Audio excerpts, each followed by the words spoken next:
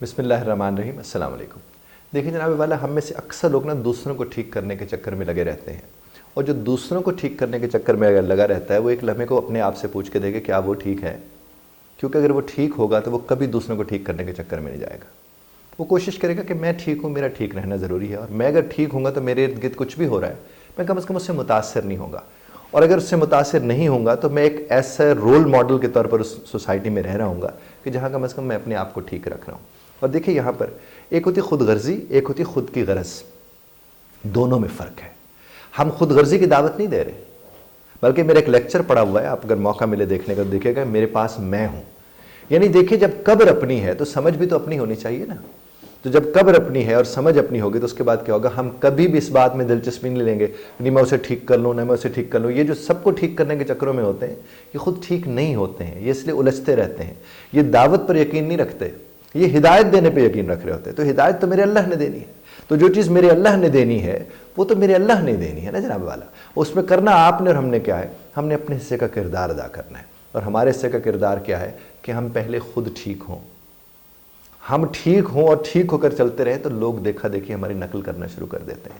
اور ویسے بھی میں ہمیشہ لوگوں سے کہتا ہوں کہ جس کو نقل ہونی ہو اسے اصل میں کتنا اصل ہونا چاہیے،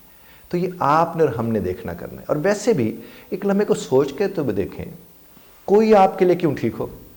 اگر آپ ہی اپنے لیے ٹھیک نہیں ہے تو کوئی آپ کے لیے خاک ٹھیک ہو؟ اور کیوں ٹھیک ہو؟ کسی کو بھی آپ ٹھیک کرنے جاؤ، تم اس طرح کر لو، تم اس طرح کیوں نہیں کرتے، وہ آپ کو اگر آگے کہے تم خود کر لو نا، کتنی تکلیف ہوتی ہے یہ سن کر اس وقت۔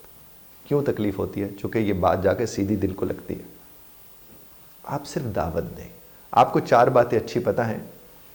آپ وہ اپنی بات لوگوں تک پہنچا دیں تاکہ میرے اللہ کے حضور وہ بات محفوظ ہو کہ آپ نے نیت بھی کی، ارادہ بھی کیا اور عمل بھی کیا،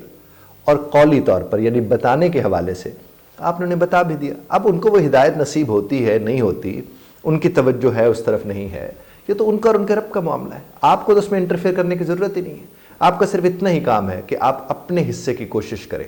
اینڈ دیٹس اٹ۔ اور وہ یہ ہے کہ جو بھی اچھی بات لگتی ہے پہلے خود پہ تو لاگو کرو نا، پہلے اپنے آپ کو تو اس سانچے میں ڈھالو نا جس میں اب لوگوں کو ڈھالنے چلے، اور لوگوں کو ڈھالنے والا سانچہ جو آپ نے بنا رکھا ہوتا ہے اس کو اپنے آپ کو اس میں ڈھال کے ایک اچھا کیریکٹر بن جائیں، ایک ایسا کیریکٹر بن جائے کہ جس کو دیکھ کر لوگ اس سے متاثر ہوں۔ میں پچھلے دنوں یہ 12 ربیع الاول کے حوالے سے جب میں نے اپنا پیغام ریکارڈ کروایا تھا تو اس میں نے ایک بات عرض کی تھی کہ نبی کریم صلی اللہ علیہ وسلم کی ذات مبارکہ کے ساتھ نسبت یعنی ان کا امتی ہونا، اس سے بڑے فخر کی کوئی بات ہو ہی نہیں سکتی۔ تو نبی کے امتی کو کرنا کیا چاہیے؟ وہ چلتا پھرتا نبی کا امتی نظر آئے، یعنی وہ جھوٹ نہیں بولے گا تو وہ لوگوں کو متاثر کرے گا کہ جھوٹ نہیں بولنا، وہ اگر سچ بولے گا تو لوگوں کو متاثر کرے گا کہ سچ بولنا ہے، وہ پاک صاف رہے گا، رہ کر وہ کیا بتائے گا کہ پاک صاف رہنا ہے۔ تو ہمیں تو اپنے حساب سے چیزوں کو دیکھنے کی ضرورت ہے، اور اپنے حساب سے مطلب کیا ہے؟ سنت مصطفیٰ صلی اللہ علیہ وآلہ وسلم کہ جس طرح میرے نبی نے کیا ہے، ہم اگر اس طرح کرنے کی کوشش ہی کرنا شروع کر دیں تو اس میں رحمت برکت سب کچھ اس کے ساتھ شامل ہو جائے گی، اور نتیجہ کیا نکلے گا؟ ہم کبھی بھی یہ نہیں سوچیں گے کہ وہ میری وجہ سے ٹھیک کیوں نہیں ہو رہا، میں اسے ٹھیک کر کے رہوں گا، اسے کیوں نہیں میری بات سمجھ آ رہی ہے۔ آپ کو اپنی سمجھ آنی چاہیے، اور جب آپ کو اپنی سمجھ آ جائے گی تو یقین کیجیے آپ کسی کو سمجھانے کے لیے خاص طور پر یہ جو بولنے والی کوشش ہے وہ تو آپ کریں گے نہیں، بلکہ آپ عملاً آپ ایسے باثر ہوں گے کہ لوگ آپ کو دیکھ دیکھ کے آپ سے متاثر ہوں گے، اور پھر وہ آپ جیسا بننے کی کوشش کریں گے، اور اس کا زیادہ تعلق کس چیز سے ہے؟ آپ کے عمل سے ہے۔ چونکہ نبی کریم صلی اللہ علیہ وسلم کی ذات مبارکہ نے 40 برس یہی تو کیا، کسی کو جا کر یوں دعوت نہیں دی، بلکہ آپ کا عمل ایسا شاندار اور خوبصورت تھا کہ لوگ ویسے اس سے متاثر ہوتے تھے۔ تو خدا آپ کو اور ہمیں